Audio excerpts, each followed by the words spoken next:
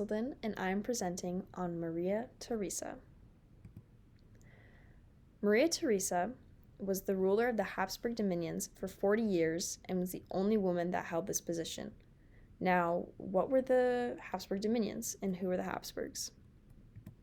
The Habsburg dominions was an assortment of countries that included Austria, Hungary, Bohemia, Moravia, Sicily, Croatia, Slovenia, as well as parts of Italy, Germany, Spain, and finally Poland. The dynasty ruled these dominions from 1282 to 1918. Now back to the woman of the hour. Maria Theresa was born in 1717 and died in 1780.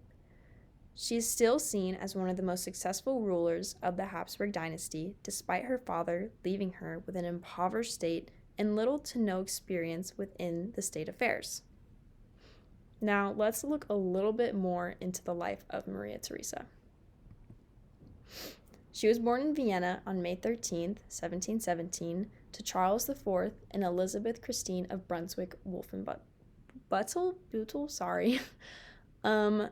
Her birth was unfortunately a disappointment due to her father being the only living male member of the Habsburg family. The throne would have fallen to the eldest brother's family, but because Charles IV was the only living male, the daughters of Charles would supersede his older brothers, contradicting the mutual pact of succession, which Maria's grandfather, Leopold III, who was the Holy Roman Emperor, had his sons sign. So now Charles's plans to have a son to take on the heir was disrupted due to the birth of Maria, which was why she was such a disappointment. Now, to solve this issue of not having an heir, he enacted the Pragmatic Sanction, which allowed his eldest daughter the right to take over the throne after his passing. Maria later was joined with two sisters, Maria Anna and Maria Amalia. Now, her education taught her many of the qualities that was needed to be a good wife to a king, but her father did not prepare her in the affairs of the state and to rule the dominions. Like most royal women at the time, Maria's marriage was discussed very early on. After much debate between possible suitors and political interventions, her betrothal to Charles of Spain was broken off and Francis Stephen of Lorraine was allowed the hand of Maria. They went on to have 16 children, which I could never imagine, but she did it, so good for her. 11 girls, one of them being the future Queen of France, Marie Antoinette, and 5 boys. One of her children, Joseph, succeeded her on the throne and is considered also very successful. Now, the death of her father, Charles IV, spurred many effects. Maria took over the throne at the age of 23 to handle the issues of a depleted military and nearly empty treasury due to the Turkish War and the War of the Polish Succession. And because Maria's father never allowed her a look into the affairs of state, she was ill-prepared. This was causing her to defer many of the responsibilities to her father's counselors and her husband Francis. Maria wanted to obtain a higher standing within the imperial government, but could not be Holy Empress because she was a woman, so she attempted to get her husband to achieve this, but he did not occupy enough land within the Holy Roman Empire, so she made him co-ruler of Austria and the Bohemian lands, but did not allow him to make decisions regarding these state affairs. The War on the Austrian Succession. So, despite the support for the pragmatic sanction which allowed Maria to become the heir, the King of Prussia, Frederick II, was now in reluctance of this decision and in turn evaded Sicily, which was a Habsburg territory.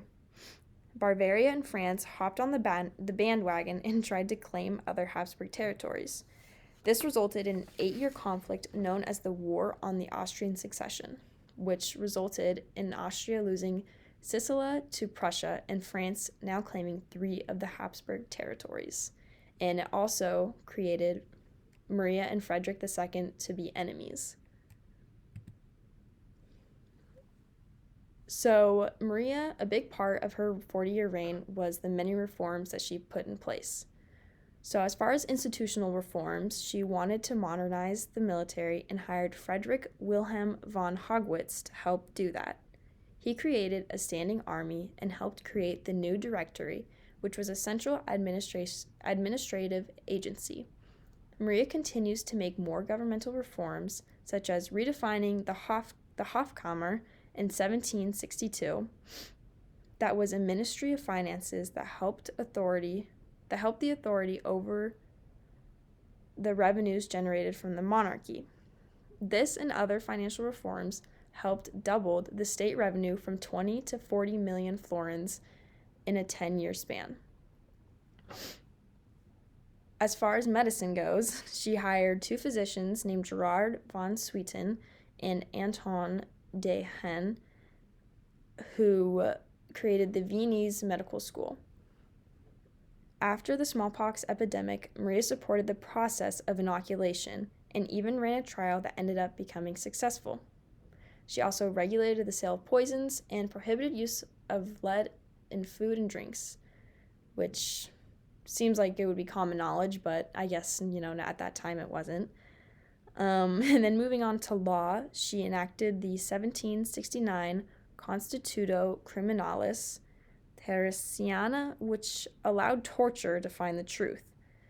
This was one of her more controversial reforms because she was in support of torture, but luckily it was later outlawed in 1776. This also, however, criminalized some religious offenses such as witchcraft. And she also created a chastity commission in 1752 to help aid in the restrictions of prostitution, homosexuality, as well as adultery. Members of this commission were permitted to raid private functions and arrest those who violated it. So she is seen as a very strict ruler, but she wanted the best for her people, and that was what at the time she thought it was.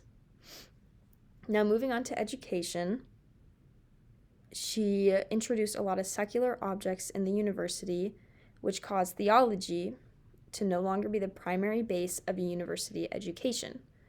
Her reform in the 1770s in primary schools caused children that were aged 6 to 12 to attend primary school, and she arrested anyone who was opposed to the reform. Those that opposed feared exposure to Protestant and Enlightenment ideas.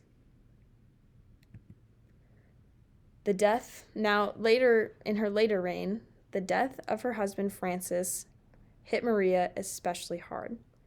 She stopped participating within the government as much and rarely was seen in public at events that she once took part in. She mourned for the remainder of her life, and she wore dark clothes and would lock herself in the room during the month of August and every day of the 18th because he passed on August the 18th. Also, when Francis passed, their eldest son Joseph took his spot as a Holy Roman Emperor. Maria eventually made him co-ruler so that he would have access to more land. They butted heads on most things and rarely ever agreed, and she wanted to remain in charge until the day she died, and she did just exactly that. Now, on the sad day of the 29th of November, 1780, her 40-year reign was over. Maria passed away, but she left a legacy that many considered much more successful than the other Habsburg rulers, and she was respected by many of her enemies such as Frederick II, who was the King of Prussia.